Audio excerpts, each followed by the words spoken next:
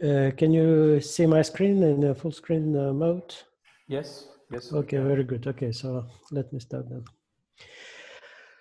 So, hello everybody. Thank you, Giuseppe, for introducing myself and today's webinar topic.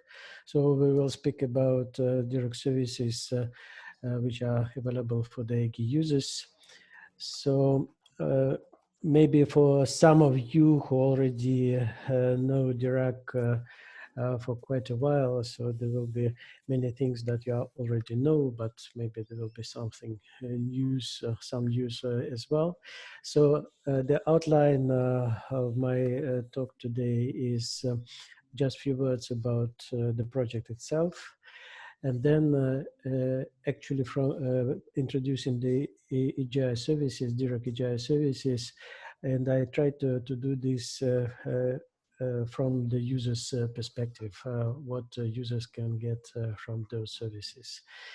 And so this is services about managing the jobs, managing the data, managing the resources, computing and storage resources of the users, and managing the more complicated workflows that can involve both jobs and data. And a few words about the direct development framework. So again, as users, you can use this framework to extend the direct functionality with your specific applications, with your specific functionality. Okay, so what is Dirac? So what is the problem that the project is trying to solve?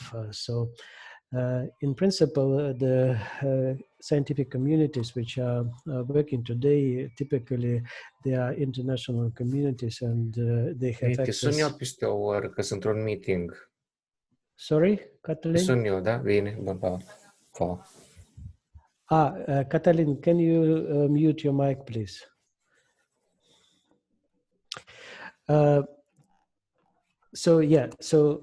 Those communities have access to many different computing and storage resources, geographically distributed and also distributed in different computing infrastructures. And on the other hand, they have their applications that they would like to run on those resources, and they have their data that they want to store in those resources and access this data. So Dirac is providing a framework to build systems that are making these users and the resources meet in a single infrastructure. So this framework is there to build distributed computing systems of any complexity, so that for a given user community, they can manage both data and payloads in one infrastructure. So Dirac is providing this layer in between the users and the resources. So now this is a framework which is shared by multiple experiments. Everything started with Lhcb at some distant point in the past, and many other experiments in high energy physics, astrophysics domains are using this Dirac, and also the Dirac services are available for the users of grid infrastructures like France Grid, Grid PP, and also the European Grid Infrastructure, EGI. So as I said, the project started as an Lhcb project. Lhcb is one of the high energy physics experiment at the LHC Collider at CERN. So it was generalized so that it can be available as a general purpose software available for the communities from any scientific domain. And so now it is an open source project which is developed by user communities, and for the to meet the requirements of those user communities. It is open source with the GPL3 license. It is hosted on the GitHub service, so you can access the source, the software of this project there. It doesn't really have any dedicated funding, but it is developed by the communities for their purposes. So it has several links here for the project's documentation, forums, where you can get more information about it. And in 2014, the DIRA consortium was created to represent the DIRA communities, and now the consortium consists of 7 members in Russian, IHEP of Beijing, CAC of Japan, Tsukuba, PNNL Lab in United States, University of Montpellier in France, and Imperial College in United Kingdom. So this is the project. Now, what is this project actually delivering to you, to the users? So let's start with the jobs. The users have to run their payloads on the distributed resources that are available for them. So the DIRAC is providing the workload management system, so the system which is managing your jobs, with the architecture which is based on the pilot jobs. So the pilot jobs are this is the idea which was introduced by DIRAC very long ago. So you can see that the picture is referring to some computing infrastructures which are probably not existing anymore, existing in a different form, but the base architecture proved to be quite efficient. So it proved to be efficient through the time. So it based on the pilot jobs which are submitted to the computing resources. And while after starting on the computing resources on the worker nodes of particular GRI, of particular computer cluster, or particular cloud infrastructure, and after checking the environment, they are coming to the central DIRAC task queue service, or where the users are submitting their payloads. So all the payloads are accumulated in the central task queue, and the pilots are coming and picking up from this task queue the jobs which are suitable to run on the resources that they have managed to reserve. So this is the architecture which has quite a number of advantages. First of all, the efficiency of the user jobs is pretty better than with the traditional schedulers in the grid resource brokers. And it has advantages like a central place where all the policies of usage of common resources can be efficiently applied. And maybe the most important advantage is that pilots are behaving as federators. So with pilots, we can put together computing resources of very different nature. Grid resources, computing clusters, volunteer grids, high performance computing, supercomputers, and so on. And pilots are making all these computer resources uniform with respect to the users, even if their underlying nature is very different. Now, how this functionality is available for the users. So users are managing their jobs, and they have a variety of tools that are available for them to do that. So most of the users are using the command line interfaces, and I have put here a very base example how the command line interface can be used. So in this case, we are using the so-called ComDirac set of commands. So with such a simple command, like this app, echo hello world, this is an example of a very simple job, but with this command, you submit a real job to the grid infrastructure. And with the dstart command, you can see the status of your jobs, and with the output command, you get the output of the job. So you see, this is the command line interface, which is reproducing very closely a typical batch system-like interface. So if you have experience with using batch systems, then using Dirac should not really be a problem for you. So this is one of the most common interfaces that users can have, but it has also other interfaces, and if you have to build your own tools which is accessing direct services, you can use the Python programming interface, and I have just put here an example that you can see it is quite simple, a similar example to what it is before, but using the Python API. So this is yet another interface that you can use. And in order to access those command lines and the API, you have to have a client available installed on your computers. And in order to install it, and this is can be quite a tedious task, but now there are quite a lot of improvements here. So there are several methods. One is an old-fashioned Dirac installer tool, which was used for quite a long time as the main installation tool of Dirac.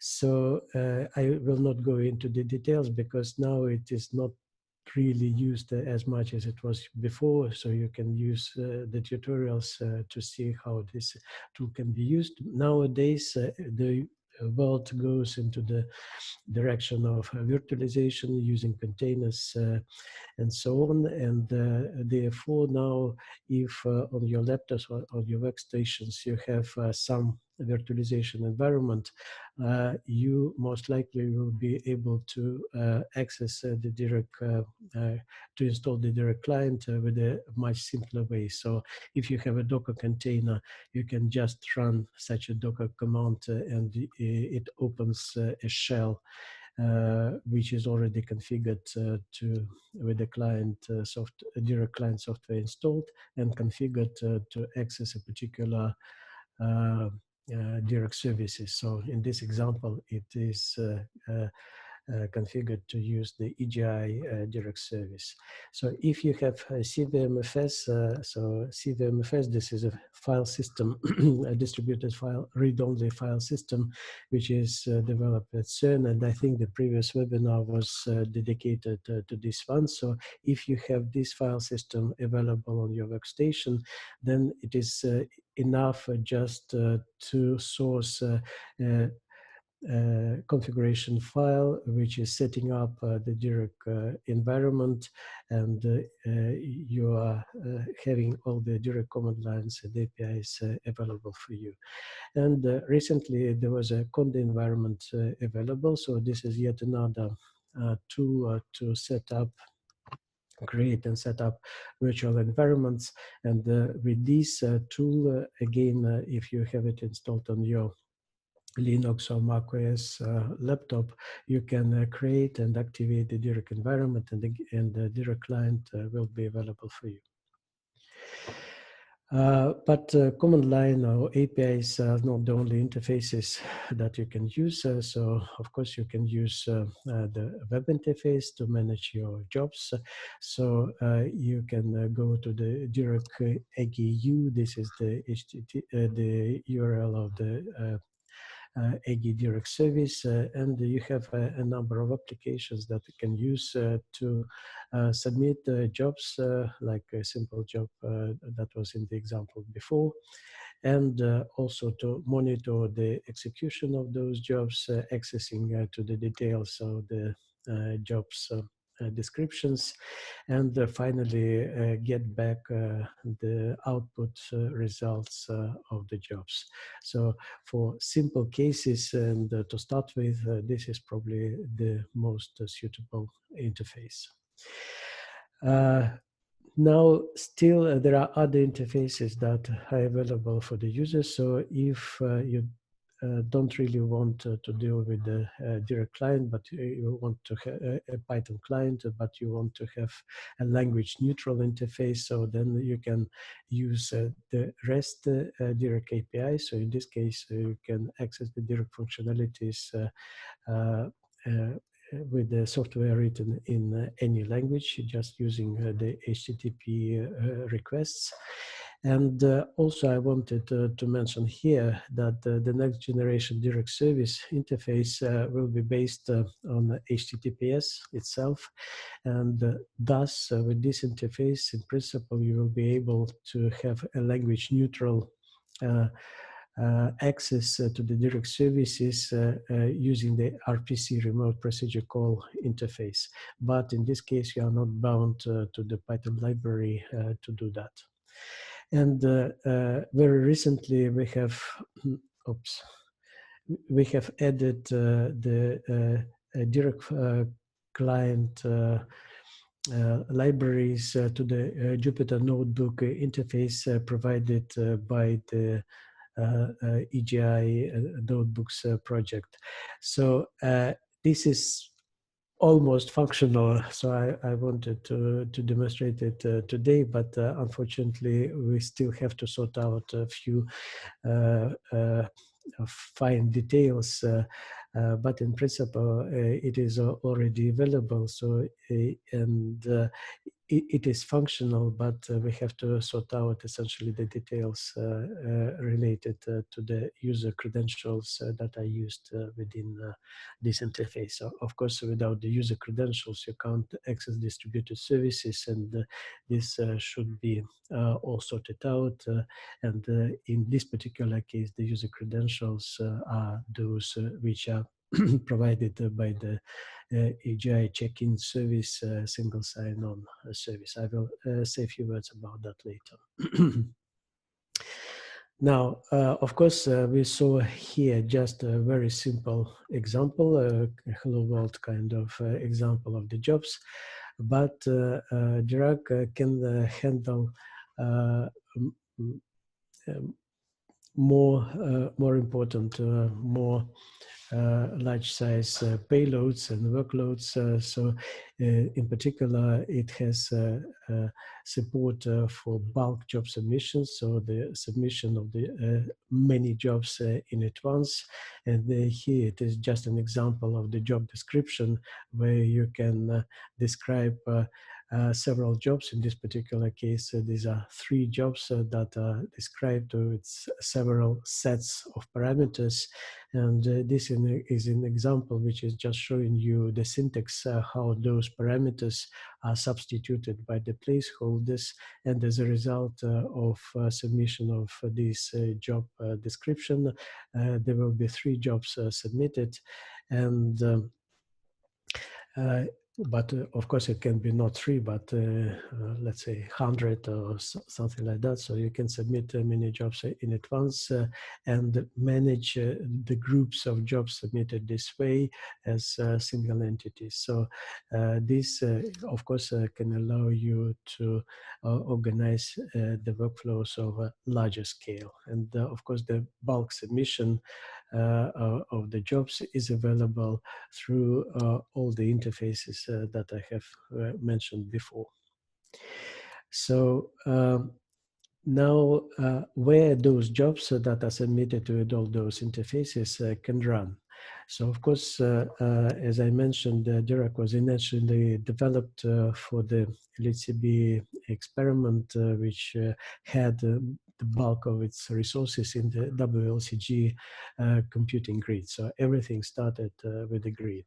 And the grid infrastructures are, of course, one of the main resources available for the users of the Dirac services. So it supports various grids like European grid, the WLCG grid, Open Science Grid of United States, and those grids are using the computing resources which are available through various interfaces, various middleware. So Dirac is supporting all the common computing element interfaces which are available now on the market, the CREAM, which is becoming obsoleted, HT Condor compute element, or ARC computing elements of the ARC middleware. But grid infrastructures are not the only type of resources that Dirac is supporting. So it's also supporting cloud infrastructures, and the EGI Federated Cloud is one of those. Or France GRI cloud, or it can be just a standalone private cloud based, for example, on the OpenStack middleware. But it also, in principle, can be used with other types of resources. I have put here some examples, like Vacuum. It's a system developed in Manchester to handle payloads on the cloud infrastructures. It can run payloads on volunteer grids, so although probably organization of volunteers in the grids is probably even more tedious than to run the jobs in the grids. And another type of resources that can be connected to Dirac. These can be the resources that users can themselves connect to Dirac services. Okay, of course, with the help of the Dirac service administrators, but they can provide the description of their clusters, which are not making part of any grid infrastructure, so they are not already described in some information indexes or whatsoever, and still those resources can be connected to the Dirac service. So essentially the only thing that is needed is to provide access to the gatekeeper of the of those computing resources, make an account that the Dirac service can use to access the gatekeeper host of this resource via the SSH login, and this SSH login will be just used as a tunnel in order to access the computing resource behind this gatekeeper. And in this way, what you can connect connect just a single computer.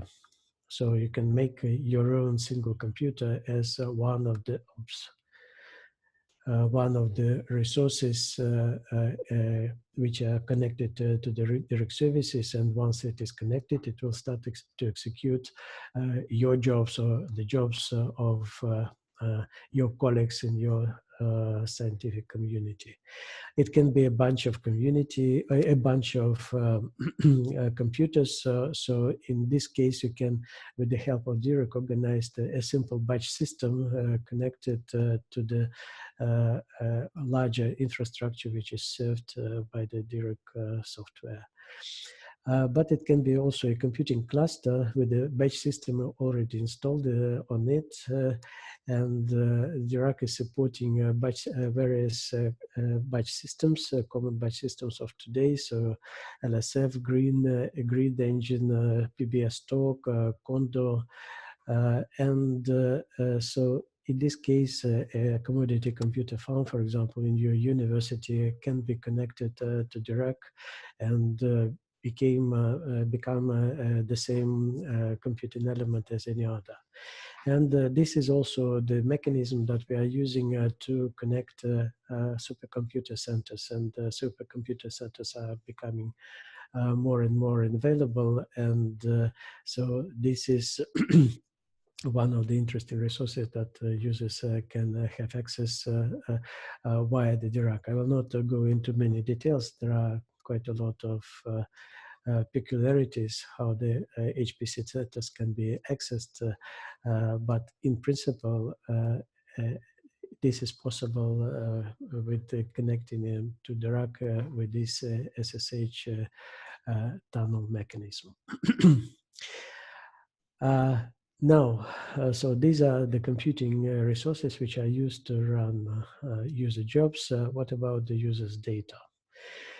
So Dirac is providing tools and services to manage the user's data.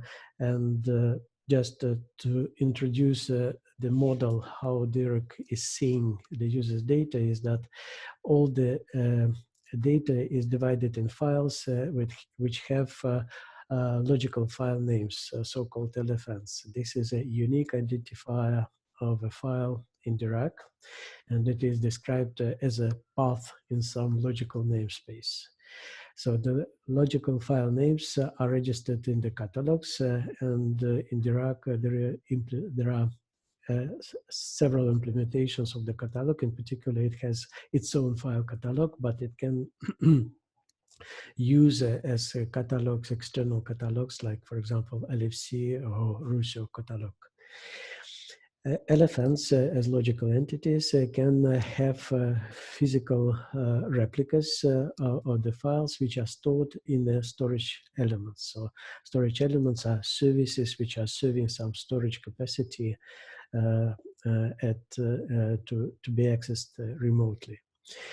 And finally, the physical replicas of the files can be accessed via several different protocols. It can be a simple HTTP or FTP protocol, but it can be other protocols like root, GSI-FTP, SRM, DEEPs, and so on. And several storage elements, and this can be quite useful, can be accessed with several different protocols. So this is the basic, let's say, model which is seen by the users, how the users are seeing data managed by Dirac. So, of course, there are many different storage systems that are now available on the market, and a typical user community can have access to various storages. And of course, it is necessary to put this all together in a uniform way so that users are not really exposed to all these heterogeneous interfaces of the storages. So in Dirac, this is achieved by making an abstraction of storage elements, so essentially making an abstract storage element interface. And this interface is complemented with the implementation for various access protocols. So Dirac has its own protocol for accessing data, but it provides implementations for common protocols that are available on the market today, like HTTP-based protocols, WebDAV, FTP, the protocols which are available through the use of the ZFAL2 library developed at CERN, and these are typically protocols which are used in the high energy physics domain. It has all implementations for protocols which are used in the cloud world, like S3 or open source variation of S3, which is fifth, CDMI. And so those implementations are existing, and once this implementation is there and the storage element is properly configured, then by the users, all these storage elements are seen as logical entities, as, for example, a logical disk on your computer. And if there will be new storage technologies and new access protocols needed to access those storage systems, this will require yet another plugin to be developed, and the Dirac will be fit to serve the storage storages data stored on these storages. Now, all the replicas which are stored in the storage elements are stored in the file catalog service, and Dirac has its own file catalog service, as I already mentioned. And this is the service which is keeping track of the physical replicas of all the user's data, and the information about the files in the file catalog is stored and indexed by logical file names with the replica information, but also some other file properties like sizes, timestamps of creation, modification, ownership, checksums. So, for example, the access control rules to the files are also stored in the file catalog, and all the data which is available on different storages can be managed. The access control to this data can be managed in one single place, which is a central file catalog. So that's why Dirac relies on the model of a central file catalog, so that we can have a single description of all the data access policies. And as you have understood already, that the file catalog is organized in the logical namespace in a hierarchical structure, so that users see this namespace as just a large logical file system. And in Dirac, there is a combined programming interface, which is combining both catalog and storage accesses. And this combined interface, we call it data manager programming interface. This is the interface which is seen by the users as essentially a single entity. So this logical namespace served by the file catalog in all the storages where the physical file replicas can reside, they are all hidden behind a single interface, so that for the users, they see essentially a single logical distributed file system, but as a single entity. And finally, the file catalog of Dirac is not only the replica catalog to store the information about physical location of the file copies, but you can also define the metadata, describe your data with the metadata. So, and this is the metadata that can be user-defined. So the data can be defined in the hierarchical logical namespace of the file catalog on different levels. It can be defined on the each directory level, or it can be defined on each particular file level even.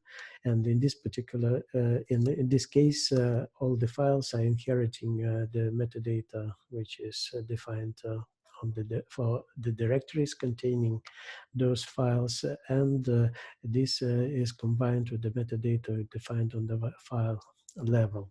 And with this, you can describe your data with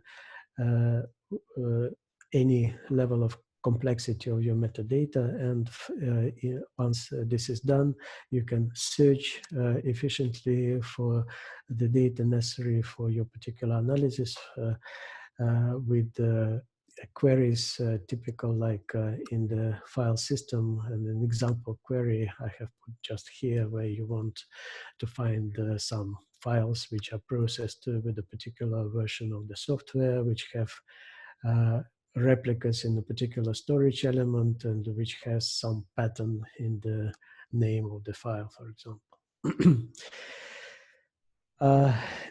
So these are the data which can be stored on already existing storages, but users, if they have some data on their file service, just accumulated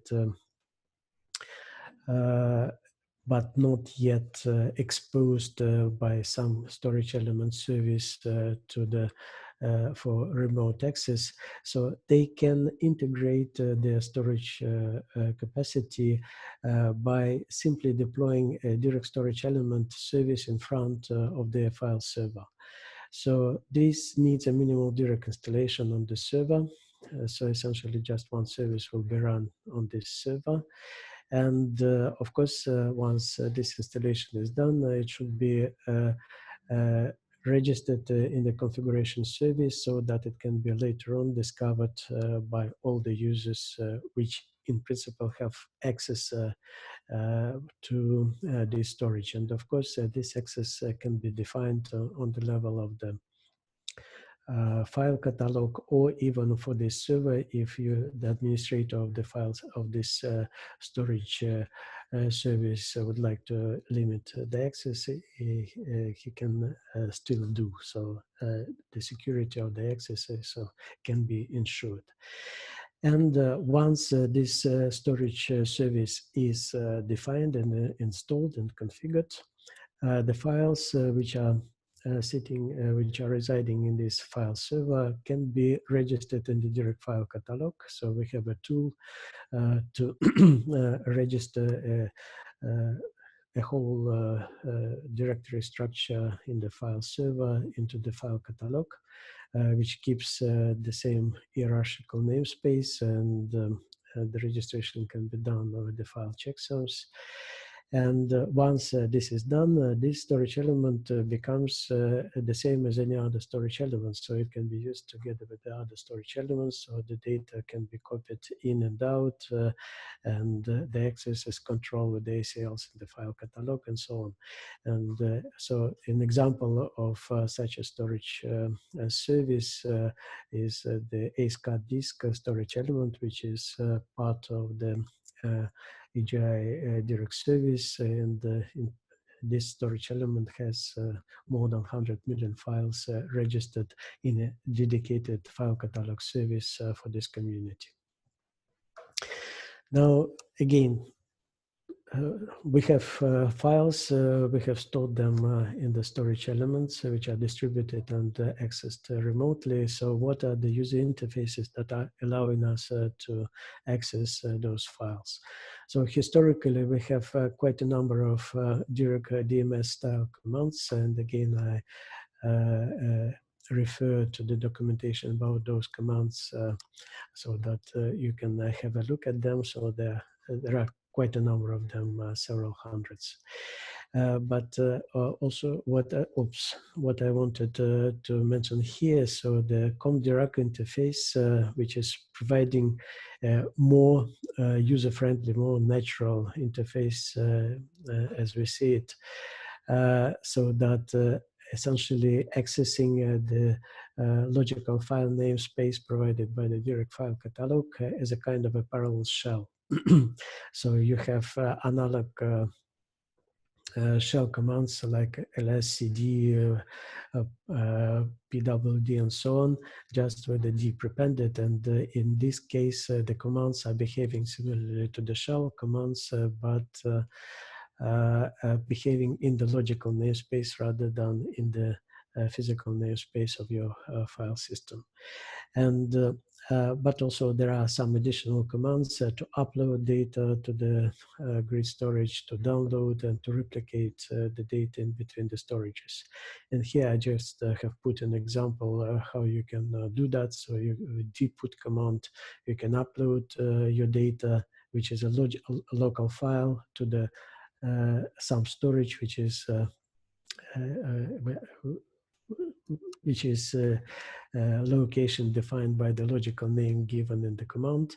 Once this upload is done, the ls command with -L capital provides the information about this copy. So you see the output is pretty similar to what is available in the file system ls command, but also it provides additional information about where the replicas of those files are residing. So in this particular case, by default, it was stored in the Cyphronet user storage element. So you can remove a local file and just get back the file that you have uploaded before, and you see that the file is back, and you can now remove the remote copy, and your file is there. So these are the basic operations that you can do with the data. So this is the command line interface, but there is a web interface for data operations as well. So the file catalog web interface here is an example of the file catalog interface of the ASCAD community file catalog. So it's essentially the file browser with the possibility to make meta queries on the metadata which is stored in the file catalog.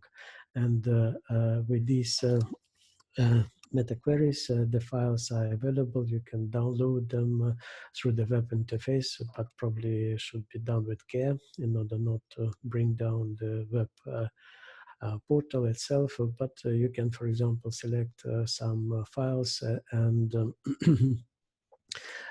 use them as input for a job which can be submitted using the job launchpad application that I have shown before.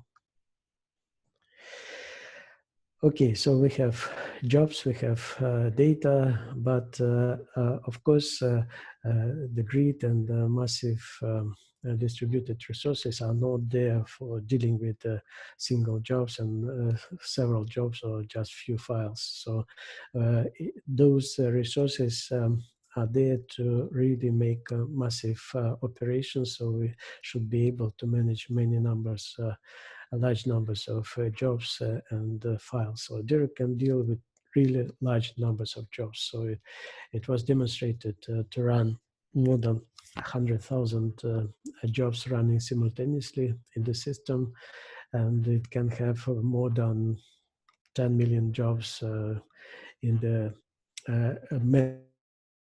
jobs which are waiting, which are already done, and so on. So these are the numbers which are typically the case of the current operations of the Lhcb experiment, which stays the most important client of the Direct services. But Direct can also deal with large volumes of data, so tens of petabytes and hundreds of millions of files and directories. And of course, there is a need for massive operations or bulk operations. So for example, a user who is dealing with massive, for example, simulation Monte Carlo production should be able to submit and monitor tens of thousands or 100,000 of jobs. Or there are sometimes needs to replicate many files in at once from one storage to another, for example, for archival, or sometimes the old data should be removed, and removing hundreds of thousands of files in the distributed storage. This is not really a simple task. And so Direct has support for this type of massive operations with the asynchronous execution, so that you can submit a request for some massive operation, and the system behind will take care of execution of all the elementary operations of this bulk request, ensuring that the request will be finally fully done, even if there will be some failures on the way. So the automatic failure recovery system is quite complex and quite helpful, I would say. So the operations can be checked that they are fully done, so that the data integrity is preserved. And altogether, these operations can be combined in complex workflows, which are data-driven. So just to give you the idea how Direct is dealing with the workflows which are driven by the availability of the data of a certain type. So in Direct, this is achieved by the transformation system of a Direct. What is transformation? In Direct, transformation is essentially a recipe how to create tasks.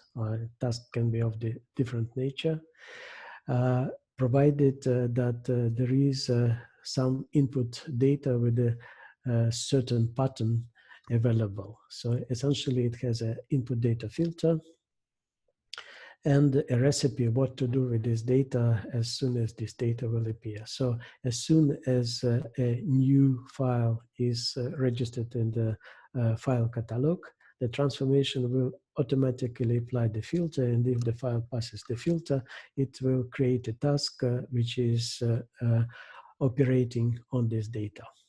Okay.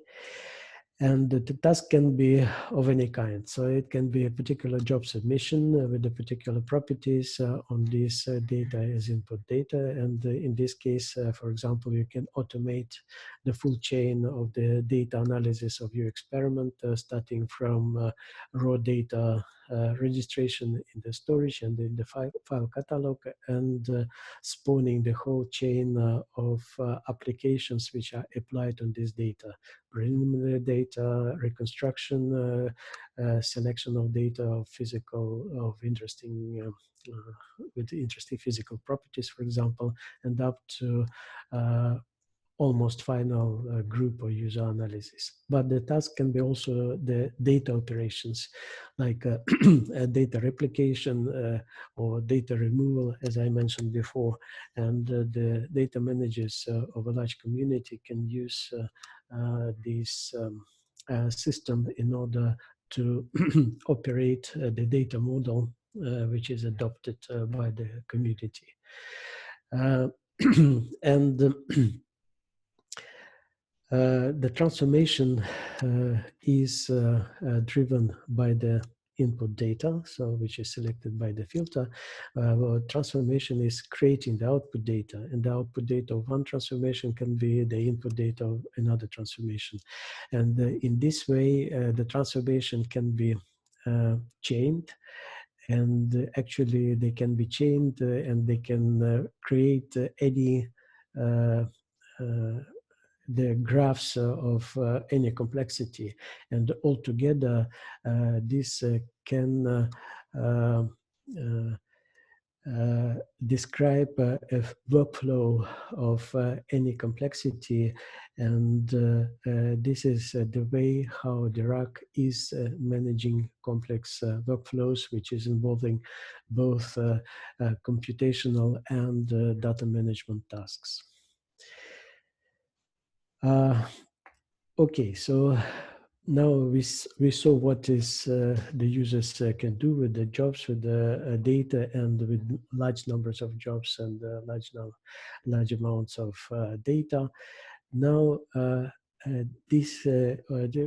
what can be done with the standard direct services, but what if you have to extend those services to meet the requirements of your particular application of your community? So direct systems, all the probably the most important feature of the RAC is that it is not just a set of services, set of software that you can use, but it is a framework within which you can develop your distributed computing systems, and you can add new functionality, making use of the framework services which are providing the basic services, and you don't have to think about this infrastructure functionality, and just concentrate on the business logic of your application. So in the direct architecture, all the components are falling in the several categories, like services, listening to the and responding to the requests of the clients, agents, which are essentially diamonds, which are animating the whole system, and the clients, which can request some functions from the services. So the framework, the direct development framework, allows to build your components which are one of those kinds of services, clients or agents in the development environment, which is based on the Python and using MySQL to keep the status of all the services. And as I said, all the basic functions that are needed in distributed computing systems, like highly available configuration system, the service discovery mechanism, access control, and so on. These can be taken care of by the framework. You just have to develop the algorithms which are provided by your particular application or by your particular service. And also in many cases in Dirac, specific functionality is provided as plugin modules. As an example, I can mention, for example, the data access policies in the file catalog, how they are defined. They are defined as a plugin, and in principle, if you want to have some specific access control to your data, you can just provide a plugin. You don't need to provide your own version of the file catalog, although you can, of course, provide your version of the file catalog as well. Or, for example, job scheduling policies for a particular community, how you manage priorities of different groups of your community can be, again, programmed as a plugin to the workload management system of the task queue of the Dirac. And so in this way, you can extend the Dirac functionality either with the new general purpose functionality, and or with the community specific functionality. So that's why we are speaking about horizontal extensibility of Dirac. So where new general purpose functionality can be added as a Dirac extension. And if some particular extension you don't need in your particular case, you just don't install it, so that the installation stays as light as it it is necessary. But there is also a vertical extensibility where another user community can provide an extension to provide either their own functionality, their own services, or just overriding the existing service behavior. For example, you want to have a job monitoring service for your community, which is behaving exactly like a general purpose one, but with some features added. So in this case, you don't need to provide a whole new service. You can just inherit from the standard one and provide several extra features, and provide this as an extension which has a tool for packaging the extension software and for the deployment on a given Dirac infrastructure. And if your community is providing such an extension, this can be added to a particular Dirac installation. For example, in the EGI Dirac installation, we have several extensions as an example. So there is ASCAD Dirac extension, which has a file catalog with custom file access control. Or we have recently added the Escape Dirac extension to provide a Corsica application portal. Corsica, this is an application for simulation of the showers in the atmosphere. And so this is the application portal which is built being built completely in the Dirac framework. Okay, so just to finish, of course, this is the functionality which is not frozen. Dirac is evolving, and just to give you an idea in which direction it is going, what are the main developments which are going on. Dirac, now we are in the course of moving from the proprietary client service protocol, which Dirac used for many years, to the protocol based on HTTP. So in this case, of course, we are seeking the more general protocol, which is more adhering to the current standards. And so from this point of view, this is much more reliable, and we can use third-party software to actually to access the services and to build the services and use the HTTP implementation, protocol implementations, which are provided by well-confirmed third-party software. So this is the development which will be probably not very seen by the users, and hopefully it will not be seen by the users, so it should be completely hidden behind the scene, but it should of course improve the reliability of the system. Another development which is going behind the scene is moving from Python 2 to Python 3 in the Dirac framework, and so if you are not using the Python API, probably you will not even see the difference. But if you are using the Python API, we will now be able to write your applications using this API in Python 3. And there are many communities which were asking for that. And of course, this is very necessary because the Python 2 support is vanishing right now. One more development that I wanted to mention is the bridge in between the Dirac and the Rusio system. So the development of the Rusio file catalog, which is used by Dirac as an external catalog, is done now in the context of the BEL2 and the SKA collaborations. So now the prototypes are already there, and I hope very much that pretty soon those prototypes will become of the production quality.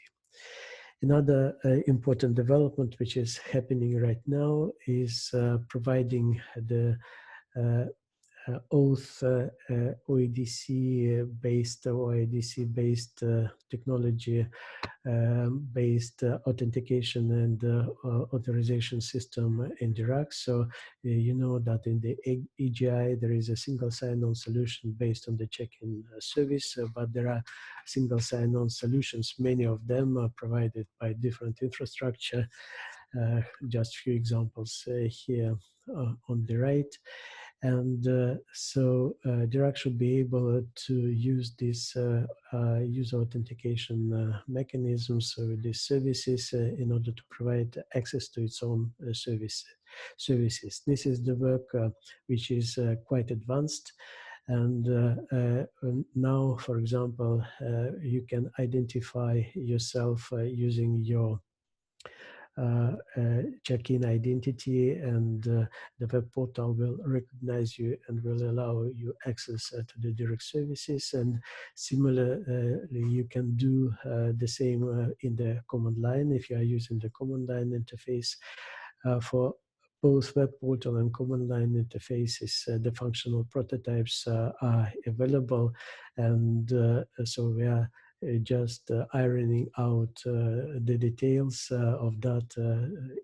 This is a common work with the team of the check-in service of EGI, and so this is not a very simple development, but this is the future system for the authentication, and all the services and resources will soon be available with these authorization mechanisms. So we have to be prepared to that.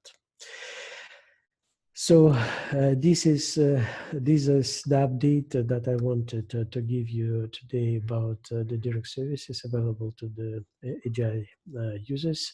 So I arrived to my conclusions, essentially just repeating that you as members of the scientific communities, users, you are having access to various computing and storage resources distributed geographically and in different infrastructures, and Dirac is providing a framework where all these computing resources can be put together as in a single coherent system.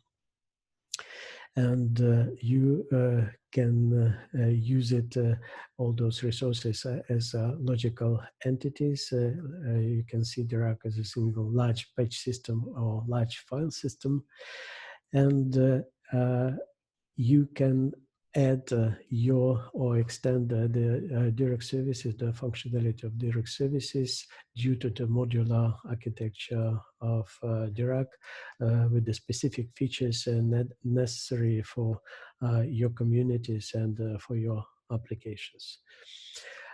Okay, so just to finish, an acknowledgement slide, so that this is a work which is co-funded by the grant of the EGI project, and in my last slide I have put some useful links for the documentation about the Dirac systems and Dirac system, and some tutorials which you can follow if you are just starting with Dirac. So this is where you can pick up your first information. Okay, that's it. Giuseppe,